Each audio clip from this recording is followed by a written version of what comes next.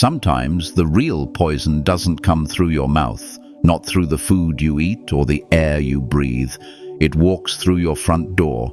It doesn't look like a threat, but like a friendly visit, a casual conversation, someone who claims to love you, yet subtly, relentlessly drains your peace. Think about it. After 50, your home, your sanctuary, should be a refuge from the world's storms, a place where your spirit can finally find true rest and profound serenity. Yet, for far too many, it becomes a silent battlefield, a zone of constant, unseen tension. The people who hurt you the most, the ones who inflict the deepest wounds, often don't yell, don't hit, don't hurl insults. No, their methods are far more insidious. They're just there, day after day, subtly siphoning your energy, planting seeds of guilt, twisting your decisions with gentle smiles and loaded silences. They are masters of the invisible drain, the quiet erosion of your spirit. You might not even realize it's happening until the weight becomes unbearable, until the joy of your golden years feels distant, obscured by an unseen fog. This isn't about dramatic confrontations or overt malice. This is about the nuanced, almost imperceptible ways your emotional and mental space can be invaded, little by little, until you feel diminished in your own home, in your own life. We're talking about the deep, often unacknowledged fatigue that sets in when your personal boundaries are constantly blurred, when your emotional reserves are tapped without consent. It's the feeling of walking on eggshells in a place that should offer unwavering security, the slow realization that your peace is being bartered away, piece by painful piece. This is the challenge we face today. Recognizing these subtle incursions before they consume the very essence of your tranquility. Today, we're going to talk about those invisible presences, those silent architects of discontent who wear you down from the inside out. There are 8 distinct types of people who, if you don't learn to recognize them with stoic clarity, can turn your precious later years into a bitter, exhausting routine without you even truly realizing it. Each type, in its own subtle way, contributes to an atmosphere that, like a slow-acting toxin, can diminish your joy and resilience. My name is Gabriel. And if this topic has already made you think of someone, perhaps a face, a conversation, a lingering feeling, then I urge you to stick around. Because this video isn't just a warning, it's a powerful guide, a stoic compass designed to help you reclaim your sacred space, your hard-won peace, and your profound sense of direction. We're not here to simply identify the problem. We're here to equip you with the timeless wisdom and practical strategies necessary to fortify your mind and protect your inner sanctuary. In the journey of life, especially as we gather years and wisdom, cultivating a strong, peaceful, and joyful mind becomes paramount. It's the foundation upon which true serenity is built. If you find value in these insights, if you seek a deeper understanding of how to navigate life's complexities with grace and inner strength, then I wholeheartedly invite you to subscribe to the YouTube channel, The Stoic Philosophy. Here, we delve into ancient wisdom applied to modern challenges, helping you foster mental fortitude, achieve profound tranquility, and unlock lasting happiness. Subscribing ensures you won't miss our upcoming videos, each crafted to help you cultivate a mind that is resilient, serene, and truly free. And I promise you, the last type of person we will discuss today, the quietest, the most insidious, is also the most dangerous of all. So let's begin this journey of awareness and empowerment, turning insight into action and reclaiming the peace you so richly deserve. Have you ever felt like someone is subtly blaming you without uttering a single word? It's a pervasive, unsettling sensation, isn't it? Like every time they enter your space, something deep inside you tightens, a visceral knot forming in your stomach, as if their mere presence implies you owe them some invisible, perpetually unpaid debt. They don't resort to yelling, don't make explicit demands, and certainly don't ask for anything outright. They are too refined for such blunt tactics, but somehow, through a cunning mastery of unspoken cues, you always, inexplicably, end up giving them something vital. Perhaps it's your precious time you desperately need for yourself, or your dwindling attention, pulled away from your own thoughts and pursuits. It could be your hard-won comfort, sacrificed to appease an unseen need, or your endless explanations offered up in a futile attempt to justify your choices. This, my friends, is one of the most dangerous traps you can fall into, especially as you navigate the serene yet often challenging waters of later life. And this insidious path begins with a figure many of us know all too well: the eternal victim who feeds voraciously on your innate sense of guilt. Imagine this for a moment. You've built a life, carefully cultivated a home, and nurtured relationships over decades. You've weathered storms, celebrated triumphs, and navigated countless challenges. By this stage, you deserve to bask in the quiet dignity of your achievements, to enjoy the fruits of your labor, and to finally live on your own terms. Yet, there are those who, like emotional vampires, seek to drain this very essence from you.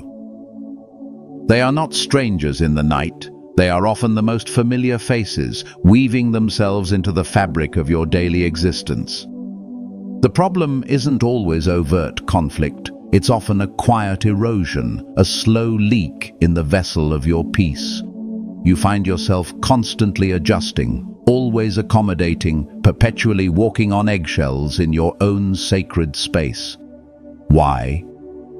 Because these individuals, through their subtle maneuvers, have managed to tap into one of humanity's most potent emotional triggers: guilt.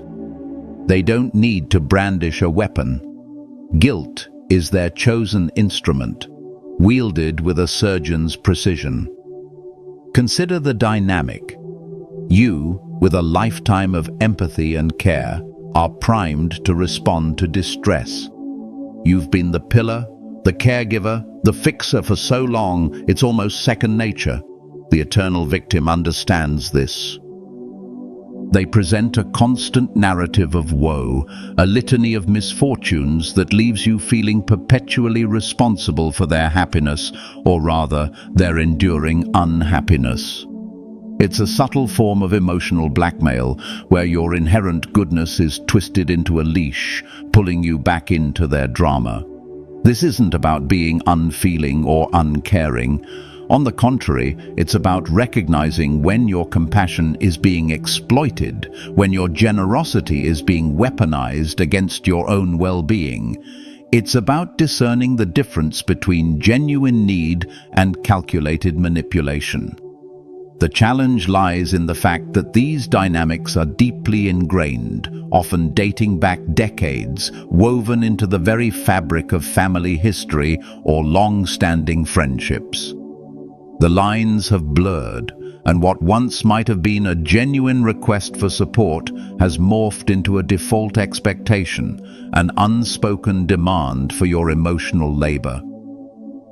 And as you stand at this juncture of life, this becomes not just a personal struggle, but a profound philosophical one. The Stoics understood the importance of protecting one's inner citadel, the sanctuary of the mind, from external disturbances. They taught that true freedom lies in what we can control, our perceptions, our judgments, our actions. When someone else's emotional state, particularly one rooted in perpetual victimhood, dictates your peace, your freedom is compromised. You are no longer master of your own domain. So the challenge before us is immense. How do you identify these silent poisoners? How do you sever these invisible chains of guilt and obligation without causing overt conflict, yet unequivocally reclaiming your autonomy? How do you protect your peace without hardening your heart? This isn't a task for the faint of heart, but for those who value their peace, their time, and their very self at this precious stage of life. It's a call to stoic vigilance, to an honest self-assessment of who truly belongs in your inner circle and who is merely draining its vitality, identifying the silent poisons. As we journey through life, especially in our seasoned years, the relationships we cultivate become the very fabric of our daily existence. They can be sources of immense joy, profound connection, and unwavering support. Yet, paradoxically, these same relationships can, at times, become channels for subtle, insidious poisons that erode our peace, diminish our spirit, and steal our precious time. These aren't the dramatic conflicts or overt betrayals we see in movies. They are the quiet, almost imperceptible drains on our energy, often disguised as love, duty, or companionship. The challenge lies in recognizing these nuanced forms of emotional toxicity. It requires more than casual observation. It demands a discerning eye, a stoic clarity that allows us to look beyond the surface and identify the true nature of an interaction. Each type of poisonous presence we will explore in the following sections represents a distinct pattern of behavior that, left unchecked, can turn your home into a battleground and your golden years into a period of quiet suffering. We will delve into how these individuals operate, the subtle psychological traps they set, and most importantly, how ancient Stoic wisdom offers a powerful antidote, empowering you to reclaim your autonomy and protect your inner sanctuary. This isn't about blaming others or fostering resentment. It's about empowering you with the knowledge to identify these dynamics, understand their impact, and consciously choose a path of greater peace and self-respect. Each type we uncover is an opportunity for self-reflection, a chance to examine your own boundaries, your giving patterns, and the narratives you've internalized. By shedding light on these often unspoken truths, we aim to equip you with the tools to cultivate relationships that truly uplift and enrich your life, allowing you to live your remaining years with dignity, purpose, and unburdened serenity. Let's continue this vital exploration. Type 1. The eternal victim feeds on guilt. You might have known them for years, perhaps even decades. It could be a relative whose childhood struggles are a constant refrain, an old friend whose misfortunes never seem to end, or, agonizingly, even one of your own children who seems perpetually stuck in a cycle of needing rescue. There's always a new complaint, an open wound that refuses to heal, a fresh misfortune to share, often recounted with a sigh and a downcast gaze. And before you realize it, subtly, imperceptibly, you find yourself becoming their emotional nurse, their unwavering and seemingly indispensable support system. You offer comfort, advice, financial aid, or simply a listening ear for hours on end, not because you genuinely, wholeheartedly want to, but because you feel a deep-seated, almost primal obligation, as if carrying their sadness and their burdens were the only way to redeem yourself for some past perceived failing, or to atone for unspoken advantages you might have had. But pause for a moment. And ask yourself this profound, unsettling question. Are you truly and authentically helping them? Or are you, unwittingly, simply being used? Are you fostering resilience or enabling a perpetual state of helplessness? Epictetus, that wise and enduring Stoic philosopher, once declared with striking clarity, "No one can make you feel inferior without your consent." And yet, when someone knows precisely how to strike that particular nerve within you, the one tied to deep-seated remorse, to an ingrained sense of duty, to a love that has been misunderstood or misapplied, they can manipulate you with astonishing effectiveness, all without ever raising their voice, without ever issuing a direct command. It's an art form of subtle coercion. Imagine a guest who settles comfortably into your home, not with boisterous demands or aggressive pronouncements, but with long, heavy silences that speak volumes, with lingering, sorrowful looks that demand your pity, and with passive-aggressive lines like, "Don't worry about me, I'm used to being alone," or, "I know you've got far more important things to do than worry about my little troubles." And there you are again, caught in their subtle trap, rushing to comfort them, to extend an invitation, to justify your own choices, your own life, your own space. What begins as a genuine, heartfelt act of compassion invariably and tragically ends as a form of emotional servitude, a quiet enslavement to another's perceived suffering. I recall a poignant and deeply moving letter from a woman in San Antonio. She shared with me how her younger sister, ever since they were orphaned at a tender age, had skillfully and consistently adopted the entrenched role of the permanent victim. Decades later, now both firmly in their senior years, that sister still wielded the painful past like a form of emotional currency, spending it freely and without remorse. "You were always the favorite," she'd lament, her voice laden with unspoken accusation. "You got all the chances, all the opportunities. I just got the leftovers, the scraps." Every single phone call became a grueling, one-sided therapy session where only the sister's woes were aired and dissected. Every visit ended in tears, bitter reproaches about perceived slights, and days of punishing silence if things weren't said just right, if her grievances weren't adequately acknowledged. "Gabriel," she wrote, her anguish palpable, "I don't know when living with guilt became my routine, when it became the very air I breathe, but I've realized it's subtly, mercilessly stealing my entire life, my remaining years." And yes, that's precisely what happens, because the eternal victim at their core doesn't genuinely desire to heal, doesn't truly wish to move forward. They want to remain perpetually in that place of vulnerability, of perpetual need, for that is precisely where they wield their insidious power, where they hold you captive. As long as you feel an ounce of guilt, as long as you believe you are somehow responsible for their happiness, they remain firmly in control, pulling your strings.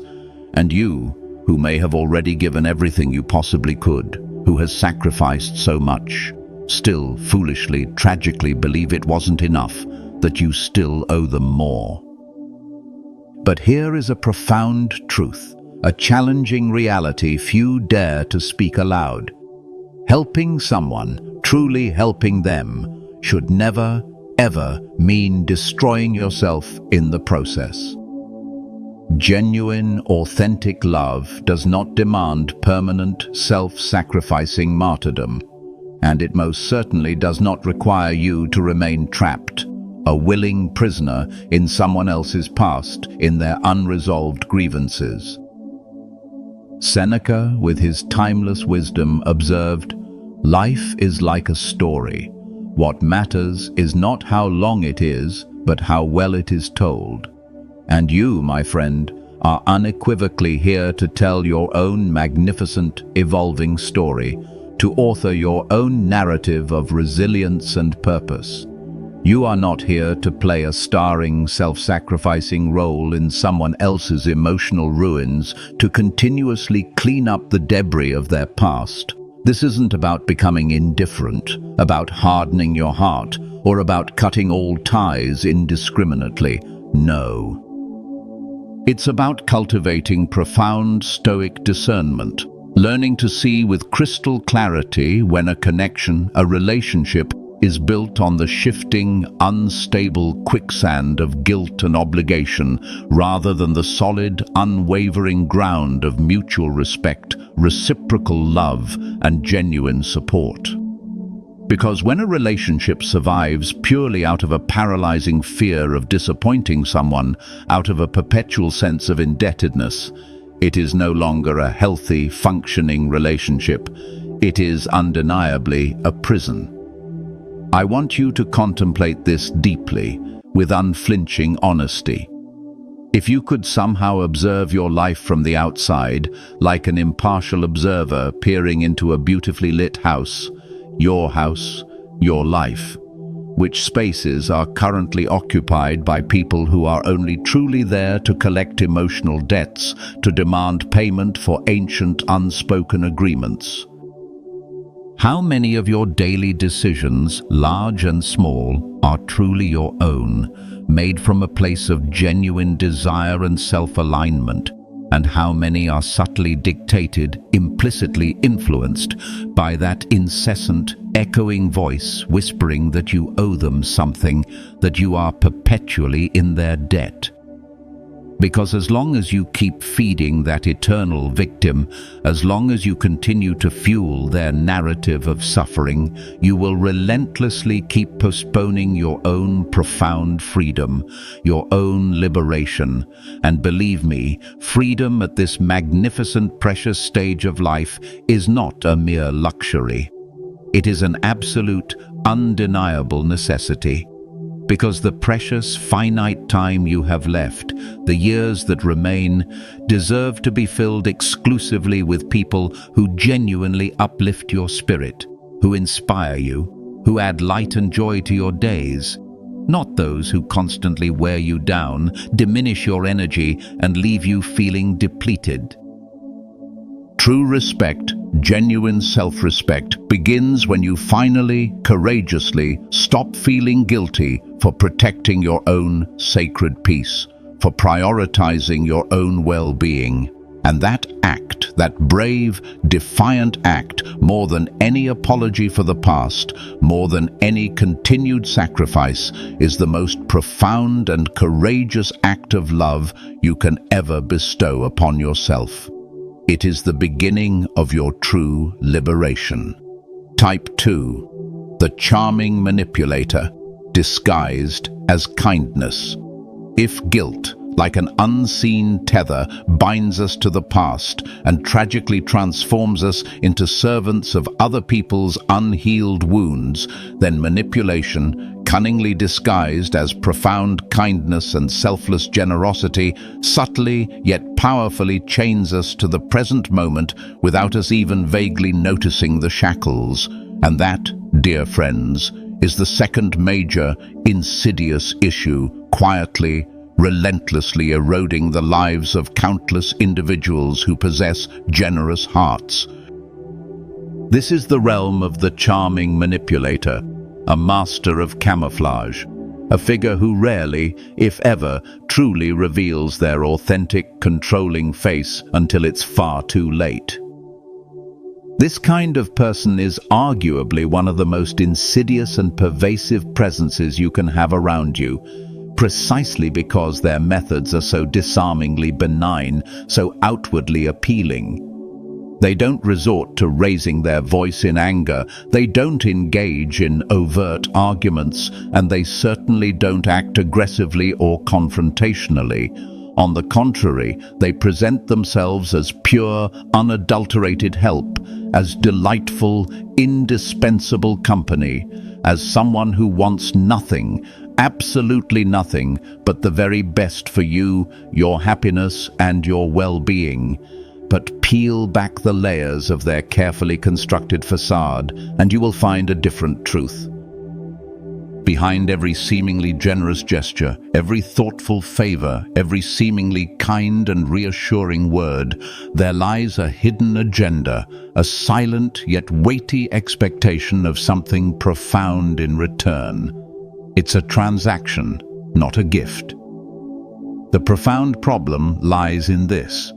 When you, in your wisdom and autonomy, choose not to give them precisely what they subtly, insidiously crave, that is when their true, passive-aggressive face finally shows itself, chillingly.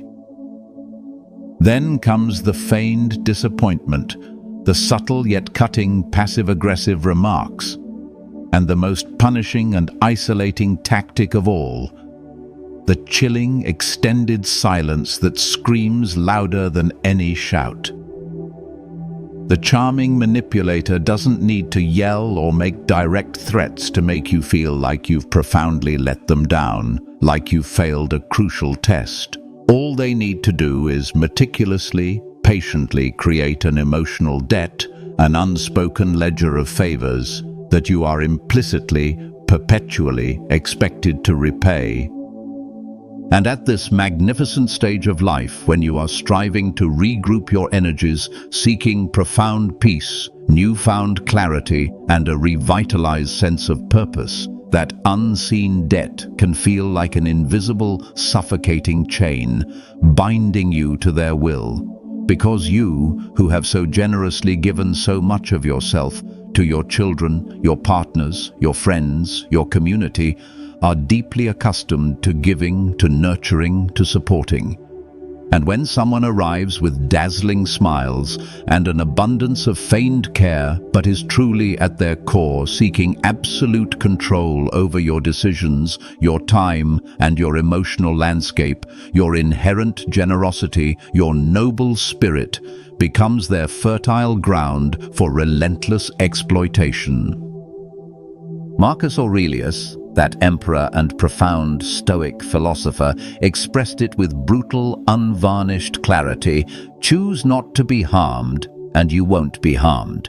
But how, you might ask, do you choose not to be harmed when the blow doesn't feel like a blow, when the harm doesn't manifest as an attack, but rather as a warm, comforting, yet utterly suffocating hug? That, my friends, is precisely where Stoic discernment, the ability to see things as they truly are, becomes absolutely vital, a life raft in a sea of deception. True, good, authentic support doesn't always come wrapped in soft, gentle words. Sometimes, what looks and feels like genuine help is, in reality, a sophisticated, highly effective way to emotionally domesticate you, to slowly erode your independence until you become reliant on their presence and approval. The charming manipulator desperately wants you to believe, to your core, that you would be far worse off without them, that you are utterly helpless, that you unequivocally need them, that their presence in your life is not merely beneficial, but utterly indispensable. But the liberating truth, the profound revelation, is this: you already possess the innate wisdom and strength to walk steadfastly on your own path. You just need to remember to reconnect with that inherent, unshakable strength within you. I've witnessed this draining dynamic unfold countless times in the poignant, sometimes heartbreaking letters I receive from women across the globe, from every walk of life. They recount tales of an adult son, a daughter-in-law, a seemingly helpful neighbor, or even a spiritual advisor or therapist who, over time, subtly yet surely, became a dominant figure of control in their lives. Always with a disarming smile, always with seemingly sound, well-intentioned advice. But little by little, these women began to feel an insidious erosion of their ability to make even the simplest decisions without a crippling weight of guilt or profound self-doubt. "Gabriel," one woman from San Diego wrote to me, her words a testament to quiet despair. "I don't know when I started asking everyone for permission just to live the way I truly want." That poignant, searing sentence says it all, because that's precisely what the charming manipulator so effectively achieves. They meticulously plant seeds of insecurity and self-doubt in the very name of love, in the guise of care. And you, who were only seeking gentle guidance, a little reassurance, end up begging for permission just to authentically exist, to breathe freely, to be yourself. From trivial matters like how you choose to dress or how you spend your hard-earned money, to far deeper, more fundamental matters like the very kind of life you wish to live, the path you choose for your remaining years.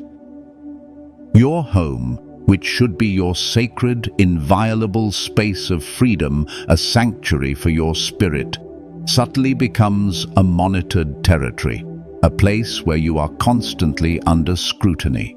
Every visit, every phone call, every seemingly innocent suggestion from them is heavily loaded with unspoken expectations, with hidden conditions that slowly, inexorably shrink your beautiful, expansive spirit. And this, my friends, is where your profound spiritual dimension, your connection to something higher, comes fiercely into play. Because listening to advice, even challenging advice, with genuine humility and an open mind is one thing. But living under constant, suffocating emotional blackmail, feeling perpetually indebted, is something else entirely. God, your deepest conscience, your unwavering inner faith, none of them call you to be blindly obedient to external manipulation. They call you profoundly to be unequivocally free, to be authentically yourself, guided by your inner compass. The voice that truly guides you from above, the voice of genuine wisdom, doesn't impose, doesn't manipulate, doesn't make you feel eternally indebted. True wisdom relentlessly pushes you to grow, to expand, to become more, not to depend, to shrink, to become less. That is why I am telling you today, with utmost clarity and conviction, open your eyes. Not everyone who chooses to stay by your side does so out of pure, unconditional, selfless love. Some remain clinging to you because as long as you need them, or believe you do, they hold a potent, controlling power over you. And you, my friend, were not born to beg for direction, to perpetually seek validation from others. You were born to bravely find it within yourself, to forge your own path with courage and conviction. And at this age, after everything you have lived through, after every challenge you have overcome, you are not here for petty emotional games dressed up as help. Your time is too precious, your spirit too valuable.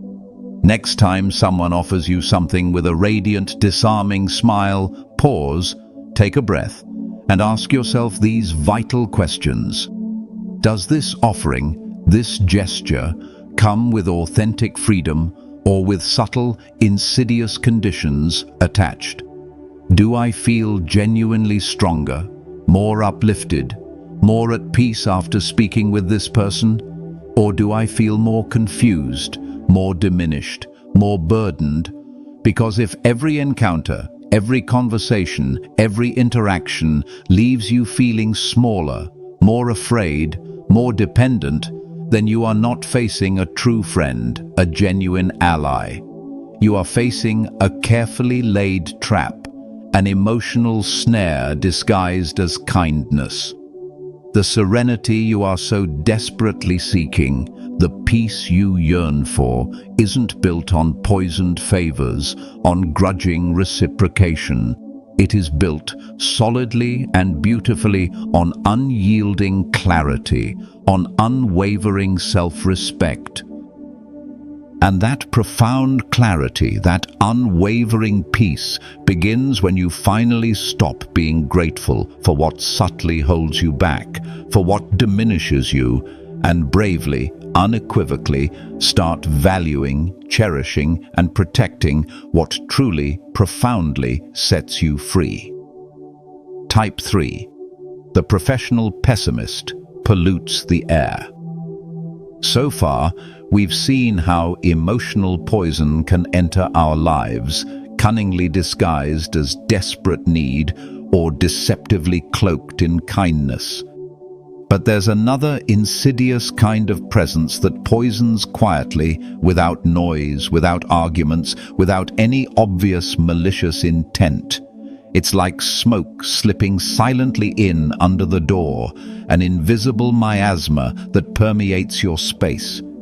You don't immediately see it, but it still slowly, inexorably chokes you, making it difficult to breathe, to feel light, to simply be. This is the third crucial point in our video, and here's where things begin to shift, because now we need to talk about the professional pessimist who relentlessly pollutes the very air you breathe, the atmosphere of your home and your mind. This is the person who, every single time they open their mouth, reduces the entire world to a narrative of inevitable ruin, an unending parade of disasters and disappointments. They see insurmountable problems in everything, a dark cloud hanging over every endeavor, and genuine possibility in absolutely nothing. And if you're not acutely, stoically careful, their bleak, defeatist voice will subtly, imperceptibly become your own internal monologue, coloring your perceptions and stifling your natural optimism. One of the greatest, most overlooked traps in aging isn't merely physical decline or challenging circumstantial changes. It resides profoundly in your language, in the very way you start to talk, to think, to interpret everything around you. Language is not just a tool for communication. It's a powerful architect of reality. If you are constantly, consistently surrounded by someone who meticulously recites tragedies, chronicles betrayals, magnifies crises, shares terrifying medical diagnoses, and focuses relentlessly on the darkest, most sensational headlines, your spirit gradually begins to shut down, to retract, like a beautiful flower deprived of vital sunlight and nourishing water. And the truly dangerous, insidious part of this is that, at first, it seems perfectly normal, even empathetic. You tell yourself, "Oh, they're just venting. They're just expressing their concerns. I need to be patient. I know how to filter out the negativity. It won't affect me." But insidiously, over time, you realize you are struggling to breathe freely, to feel light-hearted, to envision a brighter future.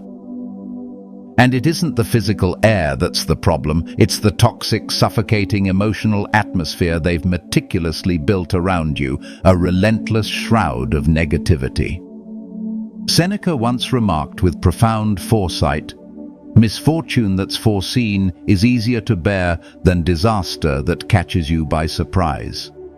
But that profound wisdom doesn't imply living in constant, anxious alertness, perpetually bracing for impact or fearing the absolute worst at every turn. It means being prepared with calm resilience, with an inner fortitude that acknowledges reality without narrating your life as if you are already inevitably losing a battle that hasn't even begun. Sustained pessimism isn't wisdom. It is a subtle yet profound form of surrender, artfully dressed up as profound insight or a gritty realism. And there are indeed people who choose, perhaps unconsciously, to dwell in that dark, narrow space, not because they genuinely want to see the truth, to seek solutions, but because they are simply too afraid to genuinely hope, too terrified to take the risk of imagining something better. Here's the critical, often uncomfortable insight. You can live in close proximity to someone like this for years, even decades, sharing meals and conversations without truly realizing that their bleak, circumscribed worldview has subtly, completely become your own. That you no longer eagerly make plans for the future, no longer wholeheartedly trust in positive outcomes, no longer feel truly excited about the simple joys of life. And you justify it all, eloquently perhaps, by saying you're just being realistic, when in truth you are simply poisoned, your wellspring of optimism slowly drained. That's why the powerful strategy I want to offer you today is radically simple, yet profoundly transformative. Start choosing your words as if they were precious, vital seeds, not to sugarcoat reality or engage in naive optimism, but to meticulously protect your own inner soil, the fertile ground of your mind and spirit. Every time you catch yourself uttering something negative, something pessimistic, something defeatist, pause. Just a brief, conscious pause. Ask yourself, am I truly saying this because it is an undeniable, empirical truth, an objective fact, or because I've heard it or said it myself so many times that I can no longer distinguish it from reality, from my own true feelings? That brief, conscious pause, that moment of metacognition, can single-handedly shift the entire course of your day, perhaps even your life's trajectory. Because language doesn't just reflect how you think. It profoundly shapes how you feel, how you perceive, and ultimately, how you live. Think of it like a closed room, your mental space. If someone walks in every single day and leaves a bit of smoke behind, a lingering haze of negativity, eventually you won't be able to breathe freely, even if you crack a window now and then. The air will remain thick, stifling. You, and only you, have the sovereign power to decide whether that person gets to keep coming into your sacred space, to pollute your atmosphere. You don't need to confront them aggressively, to engage in a futile debate, but you absolutely need to set clear, firm distance, to create a cordon sanitaire around your inner peace. Choose short visits, if any are truly necessary. Opt for neutral, public spaces for interactions. Offer firm, unyielding responses that don't invite further negative discourse. And above all, choose not to absorb their relentless negativity, not to let it penetrate your inner citadel. When they tell you everything is going catastrophically wrong, when they recite a litany of woes, respond with silent equanimity or with a calm, measured remark that gently closes the door to further negativity. Do not, under any circumstances, reinforce their bleak outlook. Do not lend credence to their despair. Because if you remain steadfastly clear in your own perspective, if your inner light remains undimmed, they won't be able to cloud you entirely, to extinguish your flame. Pause. If this message is resonating deeply with you, if you feel a stirring within your soul and you yearn to delve further into how to live with greater purpose and profound serenity at this stage of life, then I wholeheartedly invite you to subscribe to this channel and hit that like button so this vital message can reach more wise women and men who, like you, are awakening to their own inner strength and wisdom. Tell me in the comments below which country you're watching from. And if this reflection truly speaks to your soul, write the powerful phrase, "I act with wisdom." There are still crucially important lessons to uncover. And believe me, the last one might just be the most revealing of all. Let's bravely keep going. Type 4. The silent judge never forgets your mistakes. When you begin the courageous act of clearing the very air in your home, meticulously filtering what you allow into your mind and your heart, it's only natural that you start to see other spaces within your life more clearly too. Spaces you used to instinctively avoid looking at, perhaps out of discomfort or a long-standing habit of tolerance. Because it's not enough to merely keep out what pollutes from the outside. You also have to take a closer, more unflinching look at who still occupies the very center of your life, wielding a level of authority they no longer genuinely deserve, a power you may have unknowingly granted them. That, my friends, brings us to the fourth pivotal point in this video, where we meet a figure many recognize from their own lives, but astonishingly few dare to name, to call out for what they are: the silent judge who relentlessly remembers, meticulously catalogues, and subtly highlights your every past mistake, every perceived failing. This person doesn't need to utter much to make their oppressive presence profoundly felt. Their power lies in the unspoken, in the subtle. A pointed glance that lingers just a moment too long, conveying disapproval without a word. The precise, loaded tone they use when commenting on your choices, your lifestyle, your decisions, making a seemingly innocuous remark feel like a heavy judgment. Or perhaps most chillingly, the stifling silence that descends and lingers heavily in the air when they silently disapprove of something you've said or done. It's more than enough. There is someone close to you, perhaps a sibling who always seemed to know better, a child who now critiques your life choices, or even a deeply loved spouse. But being around them always feels like you are under constant, silent, and relentless evaluation. You find yourself unconsciously waiting, almost desperately, for a word of approval, a fleeting nod of recognition, a sign that you are good enough in their eyes. And when it doesn't come, which it rarely does, for their role is not to approve, but to judge, you are left feeling perpetually like you have fallen shamefully short, perpetually inadequate. The truly hard and insidious part of this dynamic is that it isn't always conscious, neither for you nor perhaps for the judge themselves.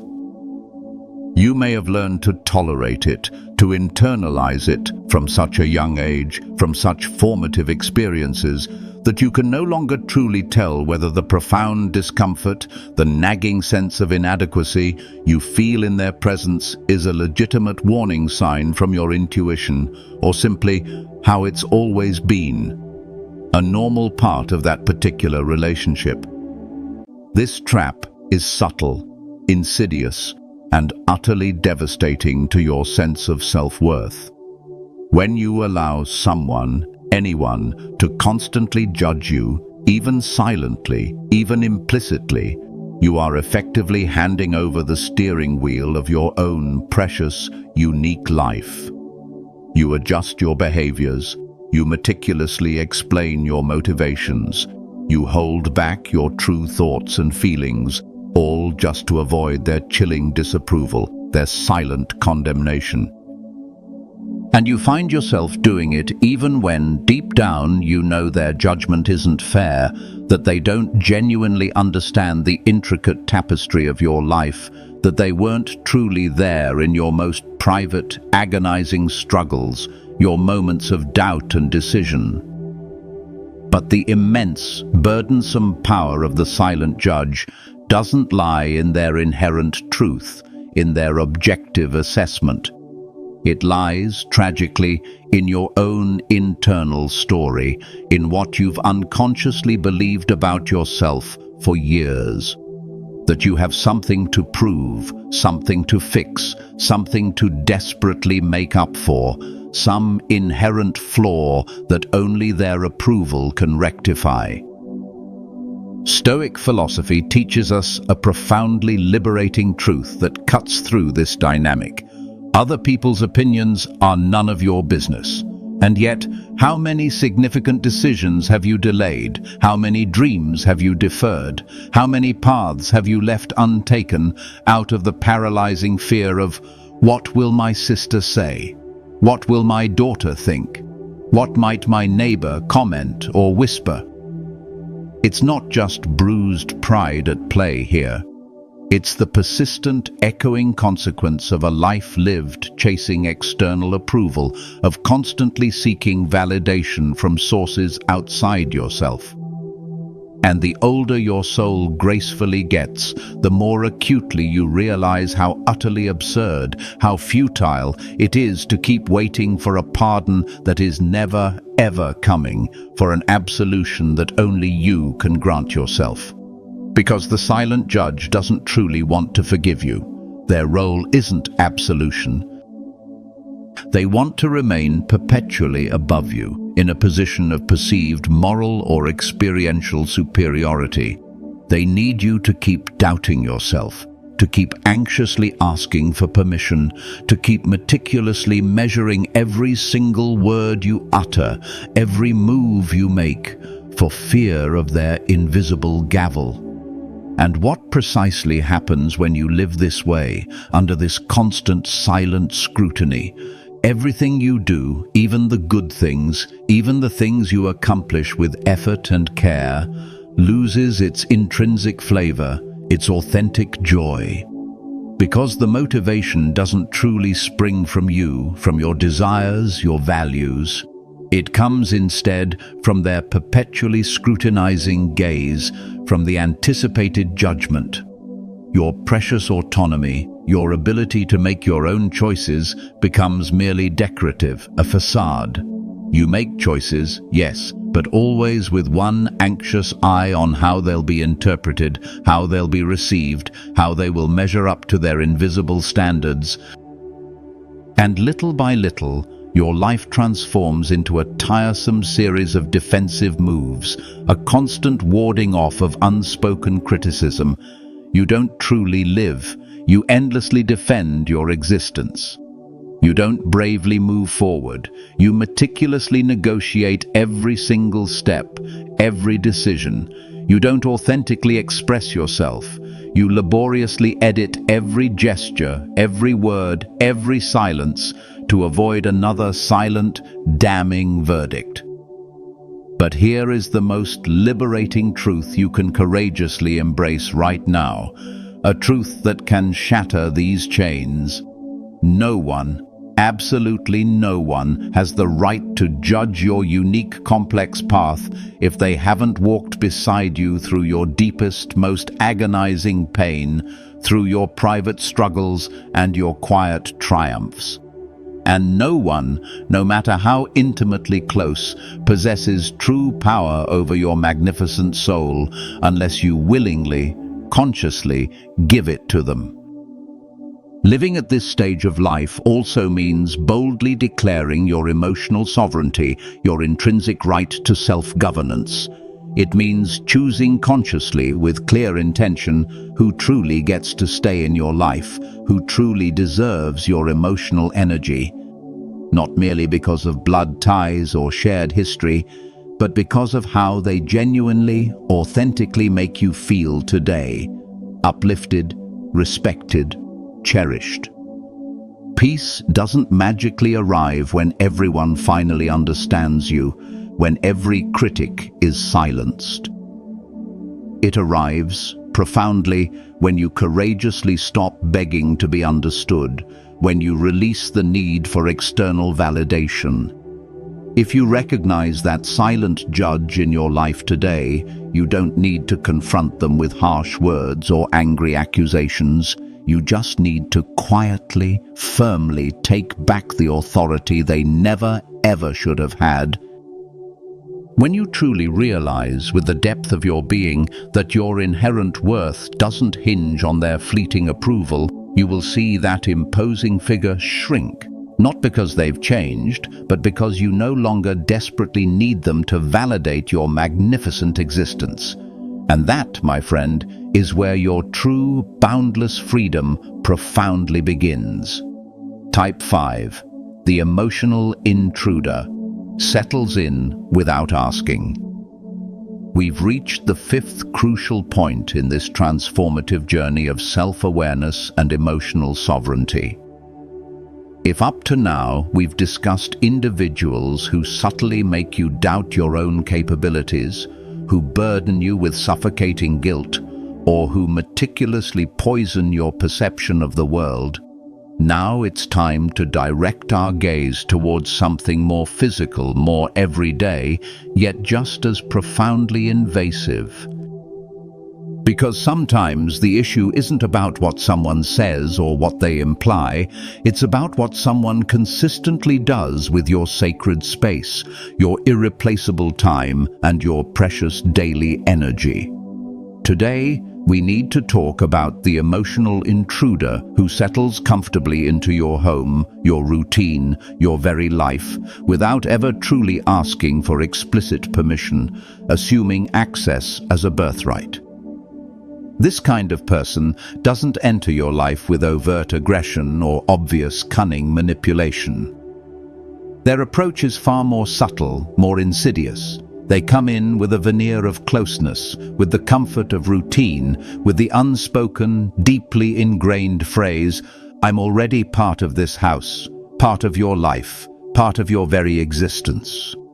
Perhaps it's an adult child who returned temporarily after a life setback and never quite left, gradually making your spare room their permanent domain, their belongings sprawling into your common spaces. Maybe it's a friend who shows up unannounced every single day, at all hours, expecting an open door and immediate attention. It could be a neighbor who feels implicitly entitled to weigh in on your every routine, your home renovations, your garden choices, as if your life were a public spectacle. Or someone intimately close to you who inserts themselves into your most private decisions, your financial planning, your personal choices, as if it were their designated job to correct your every perceived misstep. At first, it all seems perfectly normal, even welcome.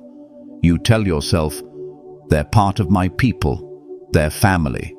I've known them forever. They keep me company. It's better than being alone. You rationalize their presence, minimize their impact. But insidiously over time, you begin to realize with a growing sense of unease that there's less and less sacred space left for just you. You notice that you no longer fully control your own schedule, your precious moments of silence, your much-needed moments of calm and solitude. Your home, the cherished space you've meticulously cared for, nurtured, and made your own, has become shared territory, a communal space with someone who utterly fails to comprehend the profound meaning of the word boundary, who acts as if the concept simply doesn't apply to them. And what truly hurts the most is that this insidious invasion often doesn't stem from overt malice or ill intent. It stems, tragically, from ingrained habit, their habit of presuming, and your habit of always being available, always being the accommodating one. You've consistently been the pillar, the selfless caretaker, the empathetic listener, the one who effortlessly holds everything together, the one who never says no. But if that deeply ingrained habit goes unchallenged, if that pattern of passive acceptance continues, it subtly, inexorably transforms into an acceptable form of emotional and spatial abuse. The emotional intruder doesn't need to shout or make explicit demands. They simply show up, they comfortably stay, they move their things in, and they silently, passively expect you to adapt your entire life, your rhythms, your needs, to their presence. And when you finally, valiantly, try to assert your need for space, for privacy, for autonomy, then comes the insidious guilt, the poisoned line, delivered with a hurt expression or a sigh. You're getting selfish. You didn't used to be like this. After all I've done for you. And there you are again, second-guessing yourself, allowing their narrative to distort your perception, making you question your own valid needs. But you are not being selfish. You are valiantly trying to reclaim your innate dignity, to protect your sacred space, to defend your very self. Staying stuck in this draining dynamic comes at a steep, soul-crushing cost. It relentlessly drains your physical body, saps your vital energy, and gradually makes you feel utterly invisible in your own precious life, a guest in your own home. Every single time you postpone a deeply felt personal need to attend to someone else's perceived wants, every time you meticulously adjust your routine to fit seamlessly into theirs, every time you remain silently quiet to avoid conflict or their disapproval, you are willingly giving away a vital piece of your sacred internal territory, a piece of your very soul. And that territory isn't a luxury, dear friend. It is your fundamental, undeniable right, your stoic sphere of control. Because if you don't fiercely protect it, if you don't stand firm, no one else ever will. And when there is no genuine respect for your boundaries in your immediate environment, what's left is a distorted, unrecognizable version of love, a parasitic relationship, one where you incessantly give and yield, and the other simply consumes your space and energy without true reciprocation or respect. Now, I won't sugarcoat this for you. Changing this deeply ingrained pattern, especially with long-standing relationships, isn't easy. And I won't soothe you with empty, pretty words, pretending it's a simple, magical fix. Simply setting boundaries doesn't magically make everything all right overnight. Sometimes, courageously setting boundaries means facing the uncomfortable prospect of losing relationships, confronting painful, awkward conflict, and dealing with significant emotional discomfort for both parties. But it also profoundly means something much deeper. It means bravely beginning to live your life with genuine intention, with unwavering purpose, and with profound self-respect. Because if you don't draw that firm, clear line in the sand, if you don't define your space, you will inevitably disappear, your identity diluted. If you don't fiercely defend your precious time, your dwindling days, you will inevitably end up living someone else's life, fulfilling their agenda. And if you are not the undeniable leading role in your own days, if you cede your power, then you are willingly giving away a power no one else should ever hold over you. The mindset you desperately need isn't anger or bitter revenge. It is absolute clarity, a profound and unshakable understanding. The profound understanding that not everyone who claims to love you truly knows how to respectfully acknowledge your boundaries, to honor your space. That not everyone who is physically present in your life genuinely deserves to stay within your intimate sphere, and that you absolutely do not have to explain or justify your fundamental, innate desire for peace, for privacy, for autonomy. Peace isn't begged for, it is meticulously built, brick by courageous brick, through intentional choices. And to build it, to protect it, you need to learn how to firmly close the door when someone arrives with intentions or habits that utterly ignore your inherent worth and sanctity of your space. If today you feel invaded, utterly exhausted, or unceremoniously pushed aside in your own cherished home, don't look the other way. Don't try to justify it. Don't normalize this unacceptable situation by telling yourself that's just how they are.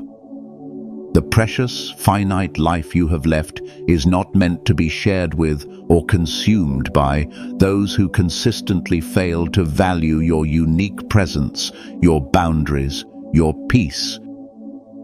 It is meant to be lived from the vibrant, authentic center of who you truly are, with the unwavering conviction that your time, your energy, and your space are profoundly sacred, because they are. And if you don't genuinely believe it, if you don't act on that belief, no one else ever will. Type 6. The resentful ally lives only in the past.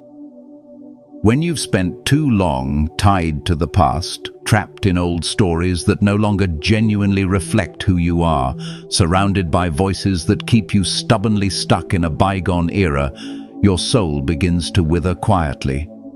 Not because you've lost your inherent ability to bloom, to thrive, to evolve, but because you've spent too much time and vital energy giving life, giving credence to everything that relentlessly drains you, that pulls you backward. And now we've come to the 6th poignant point in this transformative journey, and it's time to talk about the resentful ally, a figure who lives almost exclusively in the unchangeable past and insists on bringing you there with them. She isn't easy to spot at first, because she often appears to be your closest confidant, your most empathetic companion. She's the one you share your deepest grievances with, the one who seems to truly get it. She's the one who meticulously reminds you of who hurt you, what didn't work out as planned, what dreams never came to be, what injustices were inflicted upon you. She sits with you through long, heavy afternoons, nodding empathetically, her eyes mirroring your pain, and saying things like, "Oh, I completely get it. The exact same thing happened to me. Life was so unfair." Or, "Life was never truly fair to you, was it? You always got the raw deal."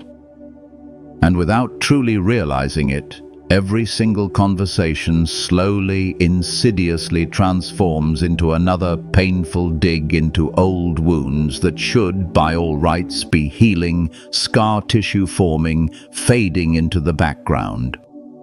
What begins as a seemingly healthy emotional release, a moment of shared commiseration, slowly, tragically, turns into a rigid, unhealthy routine built entirely around perpetual pain, chronic injustice, and perceived failure. And you, who were only searching for a fleeting moment of relief, a little validation for your suffering, end up perpetually reliving hurts that have absolutely no place in your vibrant, evolving present. You become a prisoner of shared lament. Now, I want you to imagine this with absolute, unflinching honesty, using a powerful, stoic visualization. You are sitting in front of a mirror, but this mirror is no ordinary looking glass. This mirror doesn't reflect who you are today, the wise, resilient, experienced person you have become. Instead, it shows a frozen, unchanging version of yourself, meticulously stuck in a painful moment from the distant past. Perhaps it's the exact moment you were abandoned, profoundly ignored, brutally betrayed, or deeply wronged. And that haunting, stagnant image never ages, never changes, never truly forgives the world or those who wronged it. It watches you every single day, its spectral voice whispering insidious doubts, corrosive advice, not to trust anyone, not to try anything new, not to bother with hope, for pain is inevitable. How much longer, I ask you, will you allow that stagnant, frozen version of you, that untamed echo from the past, to call the shots, to dictate your entire life's narrative, to prevent your growth? Because as long as you keep feeding that sorrowful reflection, as long as you continue to fuel its unchanging narrative of grievance, you will remain trapped in a story with no foreseeable ending, in a chapter that stubbornly refuses to close, in a grief that will never truly heal.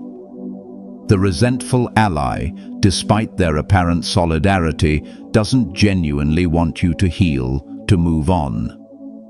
Her deepest, often unconscious, desire is for your unwavering loyalty to the pain itself, to the shared injustice.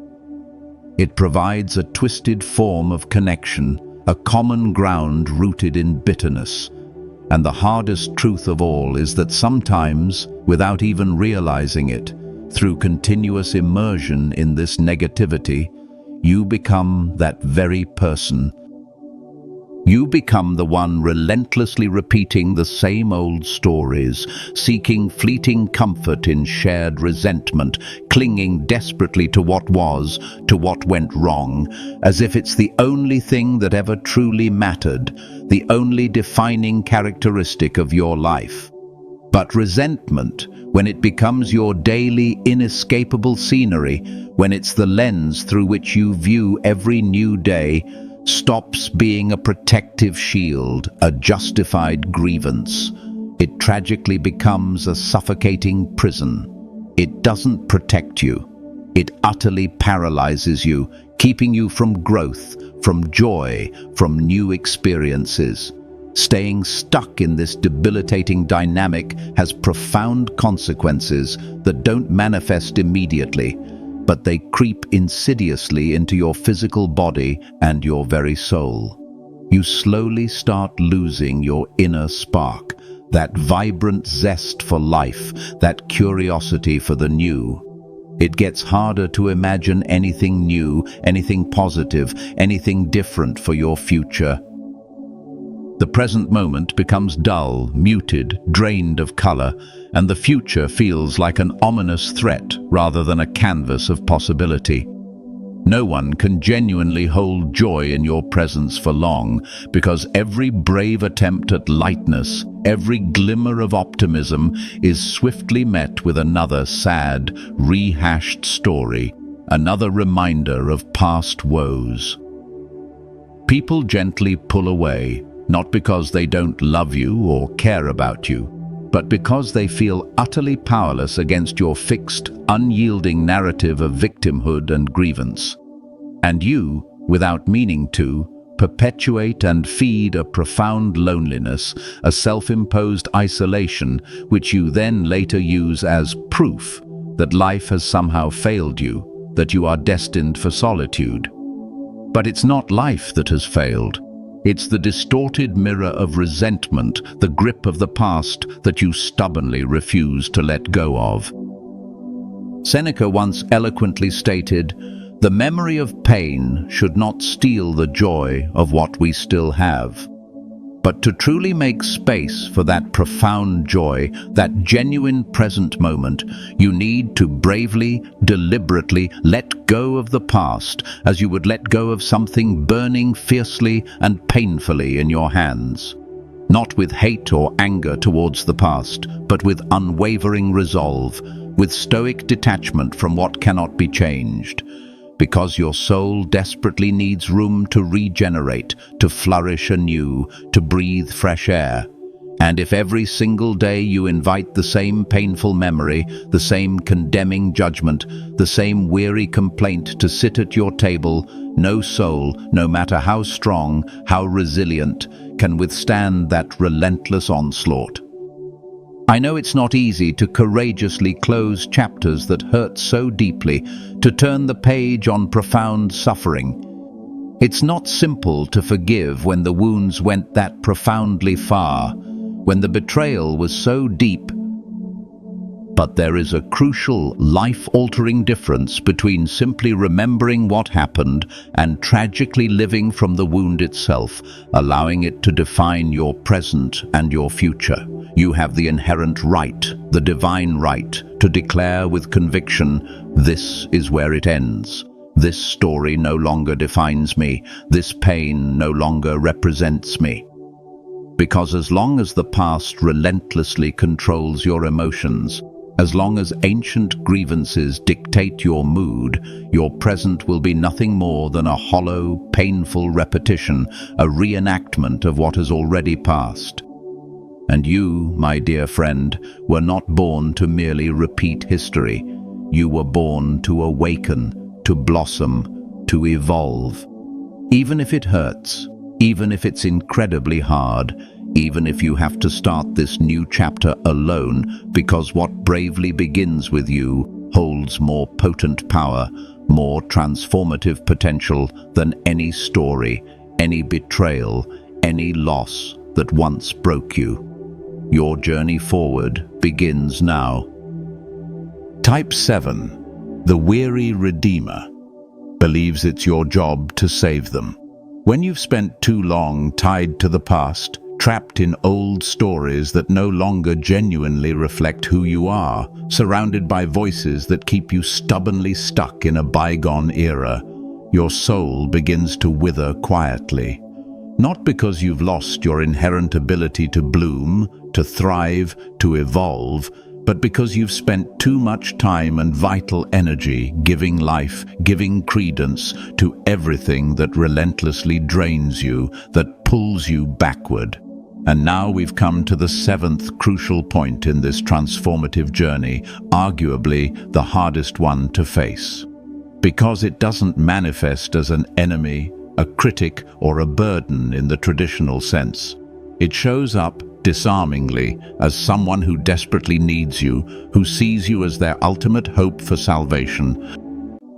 We're talking about the weary redeemer, the individual who profoundly believes it's your inherent job, your sacred duty, to save them from their own predicament, from their own choices, from their own life. This kind of person arrives with a sorrowful, often dramatic story, a pleading look in their eyes, a constant, insatiable need for your emotional and often practical support. They come to you like someone desperately seeking comfort, profound guidance, clear direction, a strong hand to pull them from the depths. And you, with your inherently generous heart, your vast life experience, your nurturing instinct that has likely served your family and friends for decades, you open your door wide. You offer assistance, empathy, a listening ear, perhaps even your resources. But little by little, slowly, chillingly, you begin to realize they're not genuinely looking to grow, to learn, to take responsibility, or to move forward independently. No. They want to comfortably settle into your strength, to perpetually drink deeply from your well of clarity and resilience, to live entirely through your radiant light, to bask in your capacity to endure. And without truly noticing the shift, you gradually transition from being a compassionate companion or supportive mentor to becoming their soul-burdened savior. You become their constant energy source, their emotional shelter, the one fragile thing keeping them precariously afloat, preventing them from facing their own consequences. But here is the hard, unvarnished truth, a stoic reality that must be embraced. You were not born to save anyone else, to fix another's life. You were born to live your own life truthfully, authentically, with integrity and purpose.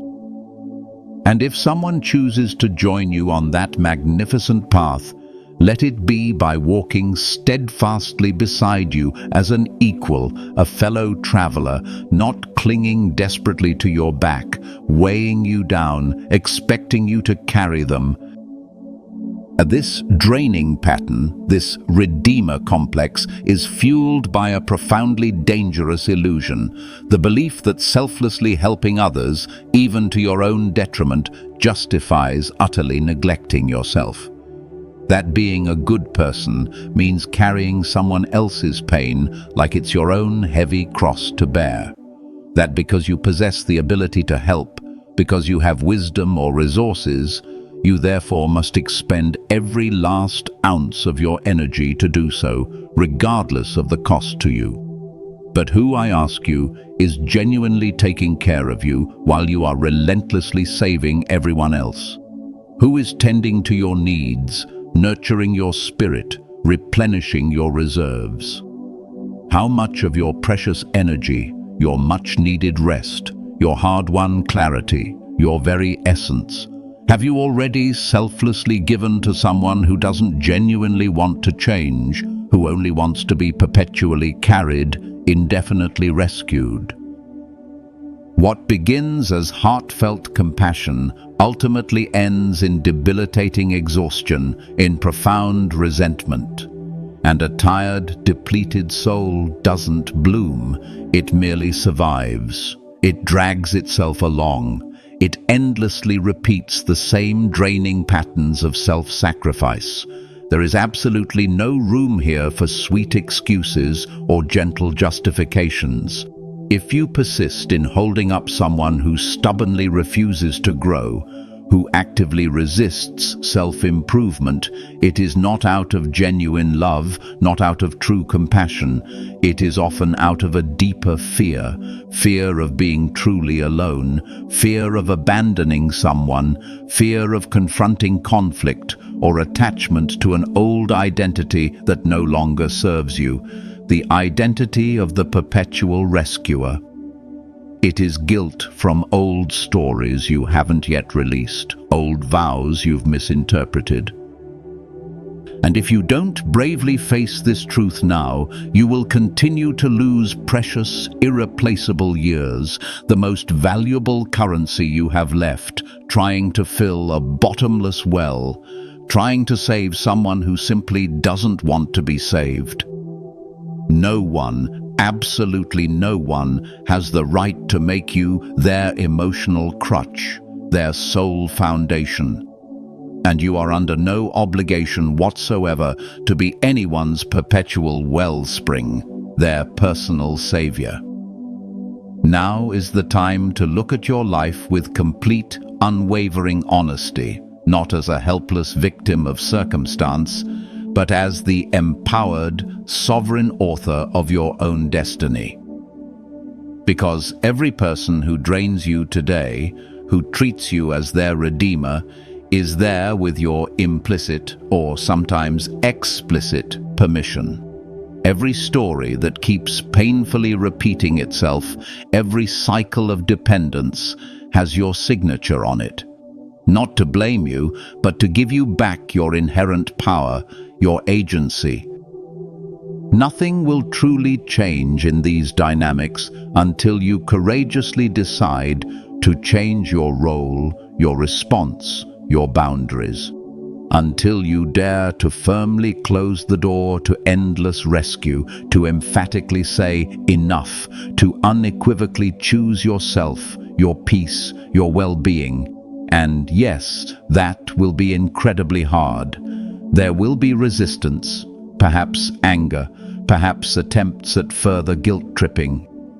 But what is even harder, what is truly heartbreaking, is looking back in a few years and profoundly realizing you were everything to everyone else, a constant source of aid, except truly authentic and kind to yourself.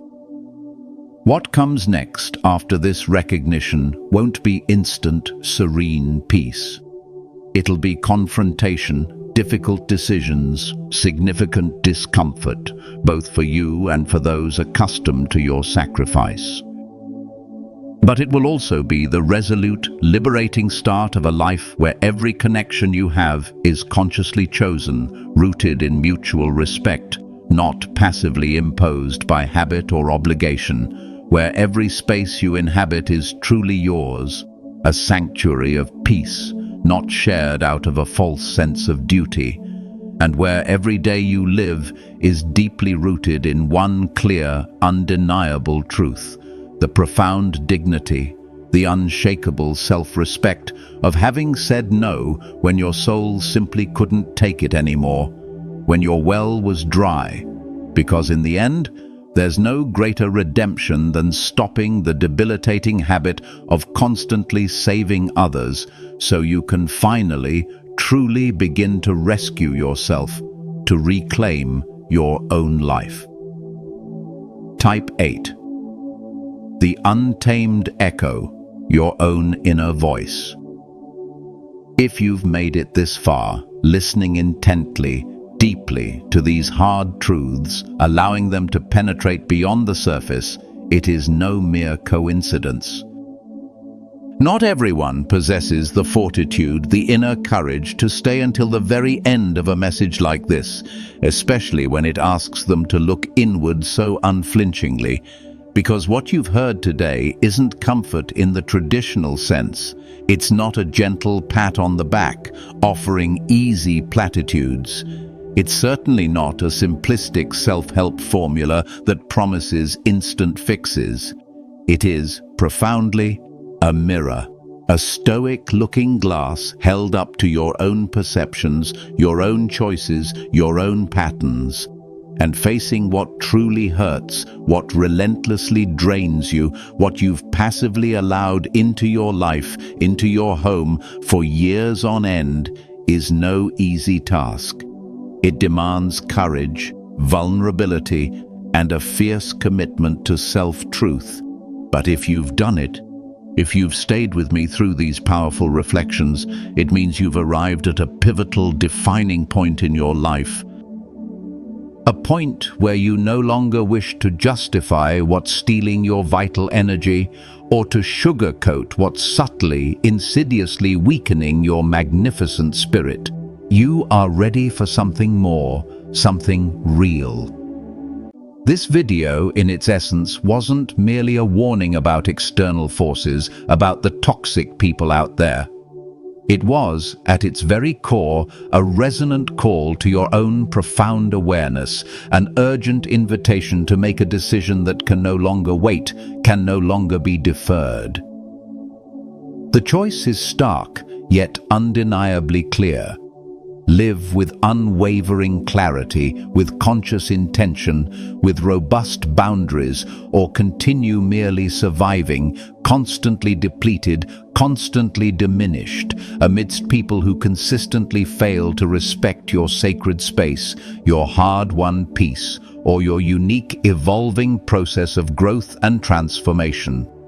To those who've made it to this very point, to this moment of profound self-reckoning, I truly see you. I acknowledge your courage.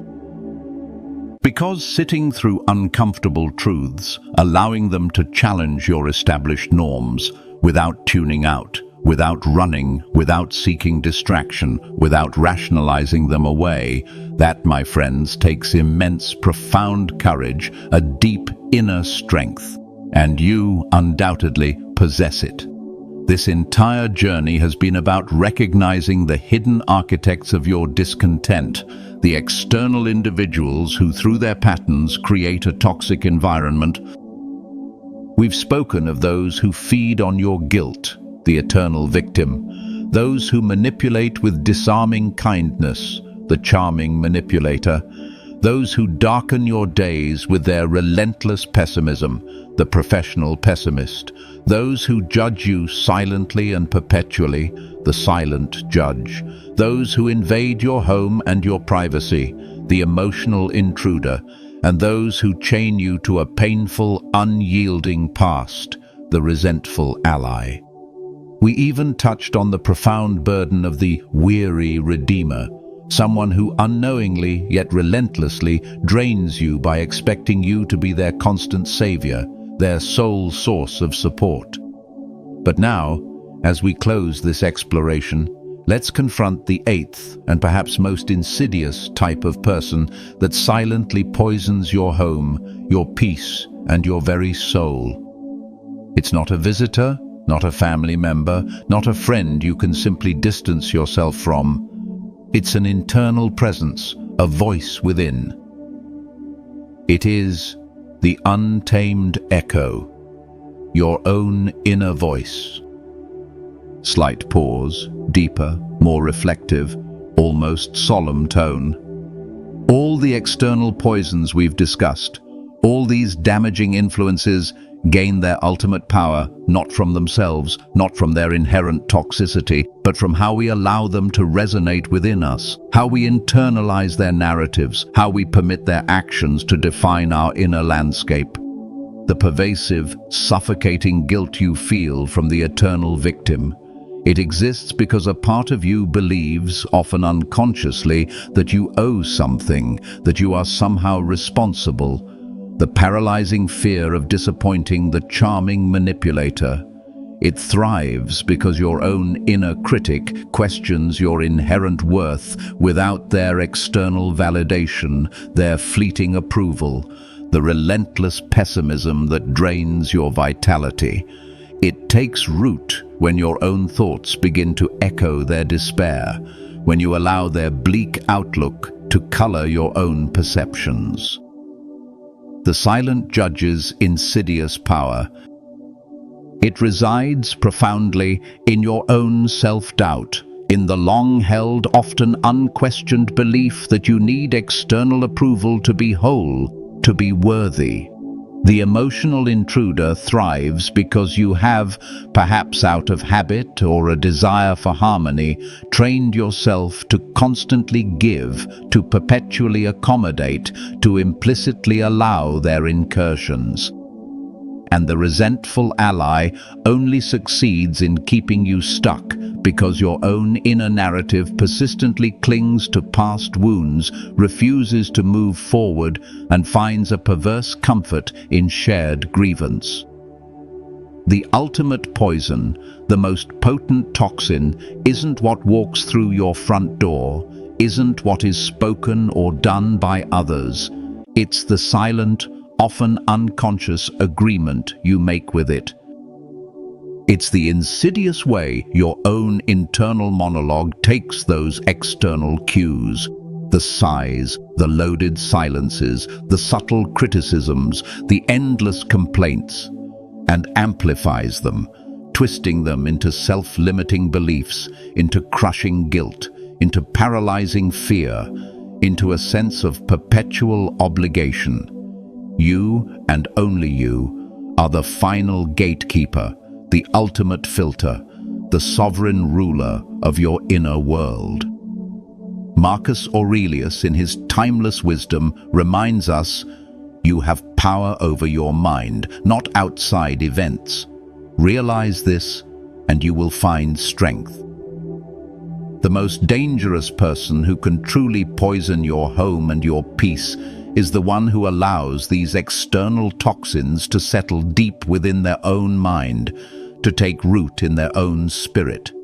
The person who is you, if you are not fiercely mindful, if you are not vigilant.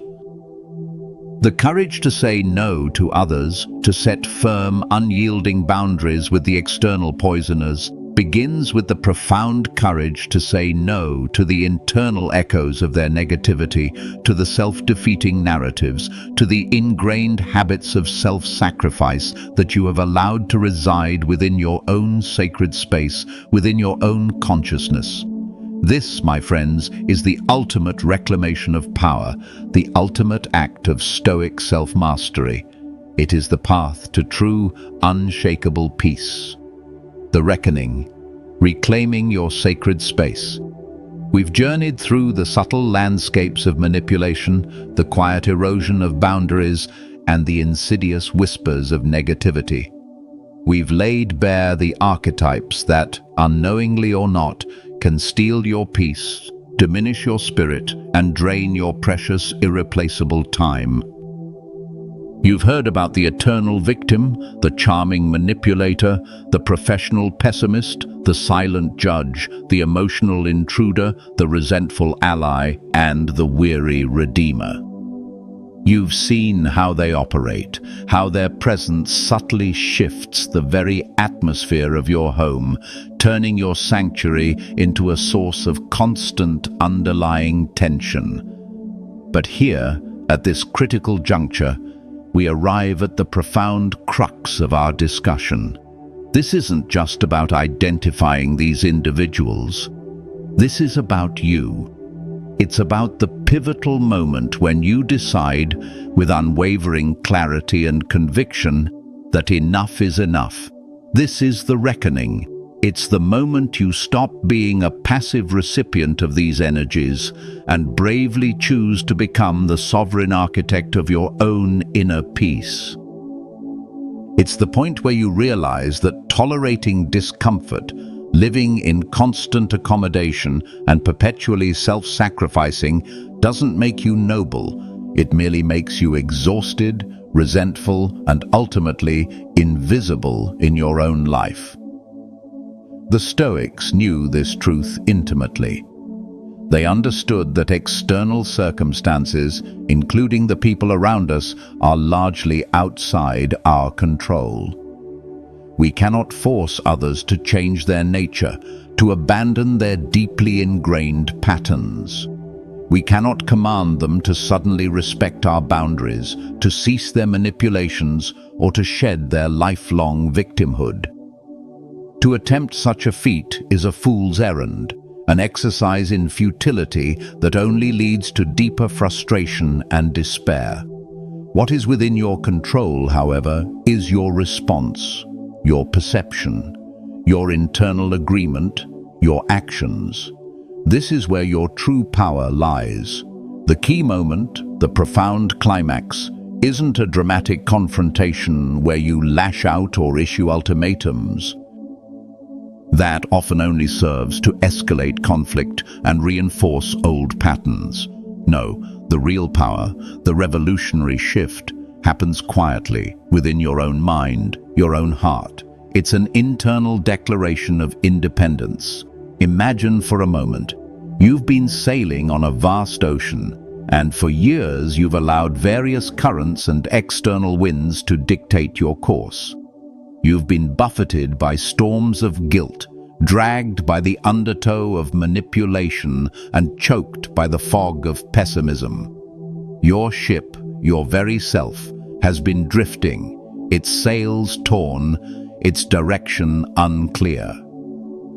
The reckoning is the moment you courageously decide to grab the helm, to trim the sails, and to set a new, unwavering course, guided solely by your own inner compass, your profound Stoic values, your absolute commitment to peace. This means a radical shift in perspective. It means understanding that your peace is not something to be earned through endless sacrifice or perpetual accommodation. It is your inherent right, a fundamental necessity for your well-being, especially at this stage of life. It means accepting that some relationships, no matter how long-standing or how deeply ingrained, may need to be fundamentally redefined, or in some cases, gently released. Not out of malice, but out of a fierce commitment to your own mental and emotional survival.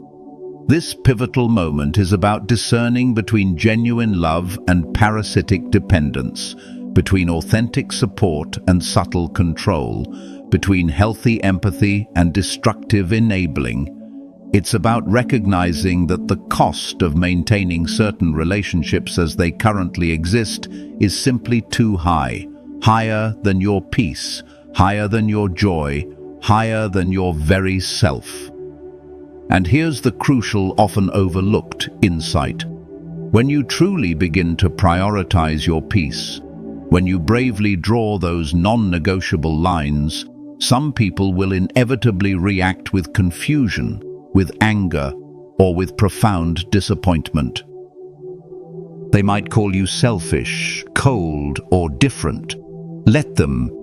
Their reaction is their choice, their problem, their perception. It is not your responsibility to manage their discomfort at the expense of your own well-being. Your responsibility is to your inner harmony, to your integrity, to living in alignment with your deepest values. This reckoning is not an act of aggression, it is an act of profound self-love, a testament to your hard-won wisdom. It is the moment you finally say, not to them, but to yourself, "My peace is non-negotiable. My time is sacred. My energy is finite. And I choose to spend what remains of my precious life with purpose, with joy, and with serenity, surrounded only by those who truly uplift my spirit, not diminish it." This is the liberation you've been yearning for. This is where your true freedom begins. Conclusion: the unfolding of true freedom. We've reached the final act of this profound exploration, a journey not just through different types of challenging relationships, but deeply into the very essence of your own self-mastery. We've unmasked the silent poisons that can subtly erode your peace, revealing the hidden costs of guilt, manipulation, pessimism, judgment, intrusion, past resentments, and the burden of being a perpetual rescuer. We've seen how these dynamics, often cloaked in familiarity or seemingly innocuous gestures, can slowly, insidiously diminish your vitality, leaving you feeling less than whole in your own home, in your own life.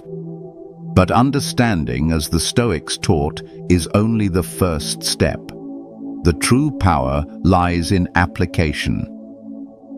The profound shift doesn't happen when you merely identify these patterns in others. It truly begins when you courageously identify the agreements you've unknowingly made with them within your own mind, the silent permissions you've granted, and the ingrained habits of accommodation that no longer serve your highest good. This is the essence of your liberation. Think of it like tending a magnificent garden, your life. You've diligently planted beautiful seeds, nurtured them, and watched them grow. But for too long, you've also allowed weeds to proliferate, to choke out the very light and nutrients your prized flowers need to truly flourish. These weeds are the draining relationships, the unaddressed boundaries, the internalized narratives of guilt and obligation. Now, armed with clarity, with Stoic wisdom, you have the profound insight and the unwavering courage to begin the careful, intentional process of pruning, of weeding, of creating space for only what genuinely brings you joy, growth, and serenity. This isn't a call to become cold or detached. On the contrary, it's a call to a deeper, more authentic form of love. Love for yourself, love for your own peace, love for the precious, finite time you have left to live fully and purposefully. It is a profound act of self-stewardship, recognizing that your inner peace is not a luxury, but a sacred trust. It's the foundation upon which all genuine joy and meaningful connection are built. The serenity you yearn for in your later years isn't found by endlessly trying to please everyone or by constantly carrying the burdens of others. It's found by fiercely yet calmly protecting your inner citadel. By understanding that you are not responsible for another person's happiness, only for your own responses and your own alignment with virtue. By choosing, with deliberate intention, who truly belongs in your most intimate circle, and who, despite shared history or familial ties, needs to be kept at a healthy, respectful distance. Your life, at this very moment, is a living testament to your choices. Every moment you reclaim, every boundary you bravely establish, every no you confidently utter is a powerful yes to your own well-being, to your own dignity, to your own unfolding freedom. Embrace this truth. Live it. And watch as your home, your heart, and your entire life transform into the sanctuary you always deserved. Your next step towards serenity. You've embarked on a courageous journey today, looking deeply at the subtle forces that can undermine your peace. You've gained insights into the dynamics that, left unchecked, can turn your sanctuary into a source of quiet drain. But understanding these truths is just the beginning. The real transformation, the profound reclamation of your peace, lies in consistent action and continuous wisdom. This video is but one beacon in a vast sea of knowledge we explore on the Stoic Philosophy YouTube channel. If today's discussion resonated with your spirit, If you felt a stirring of recognition, or if you simply crave more tools to navigate life's complexities with grace and unshakable inner strength, then your journey with us is only just beginning. I invite you now to explore further. Dive into our other videos where we delve deeper into practical Stoic wisdom for everyday challenges, offering clear, actionable strategies to cultivate resilience, foster tranquility, and unlock lasting happiness. Each video is crafted to empower you, helping you forge a mind that is robust, serene, and truly free. To ensure you never miss these vital lessons, to keep your spirit nourished and your mind fortified, please take a moment right now to subscribe to the Stoic Philosophy channel. Hit that subscribe button and don't forget to click the notification bell so you're always informed when new wisdom is shared. Thank you. Thank you for your time, for your openness, and for your unwavering commitment to your own well-being. It is a profound privilege to share this path with you. May your days be filled with purpose, your heart with peace, and your spirit with the unyielding strength that resides within you. Until next time, live wisely, live bravely, and live free. Thank you for watching this video here on the Stoic Philosophy. If you found value in this, I invite you to explore more videos on the channel. There's so much more wisdom to uncover.